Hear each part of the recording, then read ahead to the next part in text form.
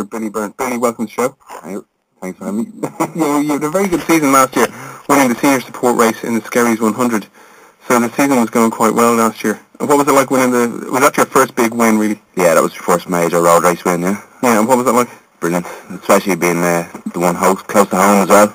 And you were on a special bike, was that correct? Were you on the Martin Finnegan bike? Martin Finnegan's old bike, yeah. Who was from Skerries originally. Yeah, tell us about Martin Finnegan. What's about him? He was a motorbike racer. Yeah, road racer as well, who was one of the top Irish road racers from the south anyway. Yeah. Last few years. Martin done quite well down in most of the northern rounds, good southern rounds as well. Very well sponsored. Bit of a icon for most of us as well, try and keep with him. And he lost his life tragically. He did, yeah, in Tandragee there 2 years ago. And you inherited his bike as well? I bought his bike over in England, yeah, seen it on the net, so piece of history to try and have as well. So, and this race was very much kind of built around or dedicated to his memory, Martin Finnegan's memory. Well, the Skerries road race has been going for a good few years anyway, but yeah. So it was nice to, I say it was nice switching to win on his bike. Now, we talked off air a little bit about it, and it is an expensive business doing the motorbike racing, but you managed to secure sponsorship this year for your racing, and that can't be all that easy in the current climate.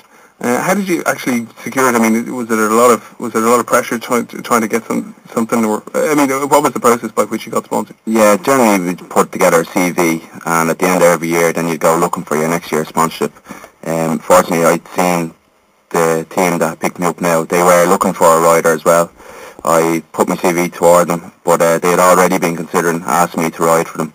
So they had a few riders in mind as well. So after a while, a few decisions, had a few conversations with them, and then eventually they picked myself. So gave me the opportunity to ride their 2 bikes. 2 bikes, and the 2 bikes that you've got lined up for you are CBR 600 and R1000 cc. Okay, and the CBR 600 is a super bike. Super sport bike. Super bike, and the other one's a super stock. Super stock bike, yeah. And the difference between the two? Super stock bike just means the engine is not heavily modified. It's fairly much a basic bike you can buy out of the shop, some light modifications, suspension, stuff like that, and set a race round and off you go. But the other one is a bit more modified? The super sport bike, yeah, would have a bit more engine work. It's a more competitive class, so there's a good bit more goes into the bike itself, engine-wise, suspension-wise, the whole lot. So what sort of modifications would you get to the engine? Engines, you can't go oversized pistons, yeah. There's a lot of internal cams, electrics. The electrics alone for some bikes can cost somewhere in the region of like €15,000 alone. What actually is the electrics? Is it the main brain of the bike? And it's the timing, the actual management, valve management, and all that sort of thing. That's something to actually time. All the fuel injection, the whole lot. Now, coming up next week, you have one of the most underrated, or at least known, big sporting events on the island of Ireland. It's the Northwest 200. I was reading up about it. It's Ireland's largest sporting event and attracts crowds in excess of 150,000 over the week. It sounds phenomenal. Yeah, it's amazing spectacle up there, alright. They can gather that many crowd. But come Monday you'll probably hear nothing of it either. Yeah, and it starts tomorrow and lasts all night. From tomorrow. We leave tomorrow morning, and we've practice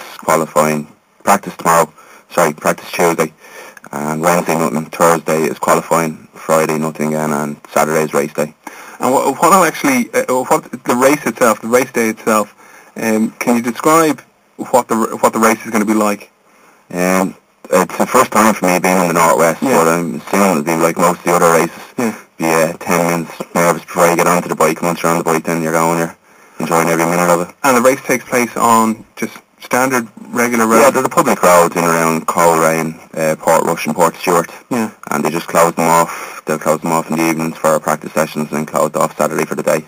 Before a race, you're very nervous, but once you get onto the track, does your mind just go into autopilot and you're just flying around these corners? Like, is that what it is for us riders? Yeah, you'd be sitting there for 10 minutes before you're getting on the bike, wondering why you're getting on the bike, and then once you're going, you're just loving every second of it. Yeah, it looks tough. How did you get started? How did you come into the actual motor? I started racing motorbikes when I think it was about 16. A friend of mine got me into them. I started riding motocross and off-road bikes, and then I left it for a few years. About 2 years ago, just got back into it again, just out of boredom, something to do. And you took back to it no problem at all? Yeah, I took back. I'd never done track racing before, so it was my first time doing that, and it went well in it, so... Good stuff, good Thanks stuff. for what's the attraction for road racing over track racing? I think the money aspect is a bit more, because with the track racing you tend to spend a hell of a lot more money on it, like, you know. That's the big ones we'd see on the likes of Sky and Eurosports and stuff. Well, no, yeah, it'll take a few years to get to that level for myself, but just even for the Irish Superbike Championships, a lot more money like is needed to try and run in those classes as well, you know. I was intrigued by that. 150,000 people go to that event, and it's not all that well publicised. Can you account for that, or why do you think it's just not so well publicised down here? I don't know why it doesn't get as much coverage as it should get, but the only coverage it does tend to get is when there's something, like maybe a fatality or whatever, and you get a slate, and then you'll hear about it for a week or so, but that's only bad coverage it ever gets down south. Whereas up the north, they really are true about it. They love every bit of it, like, you know, where it's always publicised, it's always supported up there. Doesn't happen in the south for some reason. Now, your sponsors, of course, are from the north, so it just goes to show the kind of support that you actually do get. And in terms of support from the south and from, you know, in and around Dublin, Shankill and that area, is there much coming from there, other than kind of good wishes? But in terms of financial support, is there... Financially, no, you wouldn't. I got a bit of sponsorship last year from Terry Jackson Motors. Apart from that, nothing really. You wouldn't get people offering to give you money to go racing or, you know, any bit of a handout at all. Now, the sponsorship, I hope, it extends towards August, when, of course, you're aiming to take part in the Manx, the Grand Prix in the Isle of Man. Now, this is a pre-qualifier for the TT race, is that correct? It is, yeah. You start in ground to be the Manx GP before you go to the TT. You have to get to know the place. 37 miles long, so there's a bit of learning in it. Obviously the Isle of Man TT, it seems to be the holy grail for the bikers and stuff like that. Absolutely, yeah. That's definitely a dream of yours. Yeah, I'd love to go do the TT someday, but just doing the Manx for now would be a good start, just a stepping stone to get to know the place, you know. Excellent stuff. And just a couple of the old heroes through the TT. Anyone in particular your favourite, or I suppose Joey Dunlop's been the most famous? Joey would be the biggest inspiration, alright, but even going back through the years, I would love to see him Finnegan as well there and the likes, but... Yeah. Well, there's currently Chris McGuinness, is it, or John McGuinness? John McGuinness, who's the record holder there, and he'll be competing up in. He'll be in the northwest as well. In the northwest, so if anyone's up and around that area, they can go and take a look at someone who's really, I suppose, a living legend and a competing legend at the moment. He holds the course record. In the Isle of Man. The Isle of Man, he averaged, I think it was 130 mile an hour this year in the Isle of Man. Last year in the Isle of Man.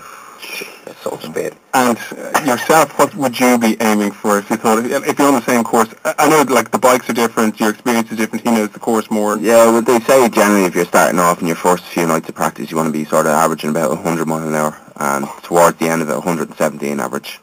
170 average? So I'll be aiming for something in around that. 117 average. Well, Billy, listen, thanks very much for coming in. Thanks for having me. An inspiration having you in, and it's great to get a sports person in who's not involved with the kind of the field sports sort of thing. So we're going to take a break now. Thanks very much.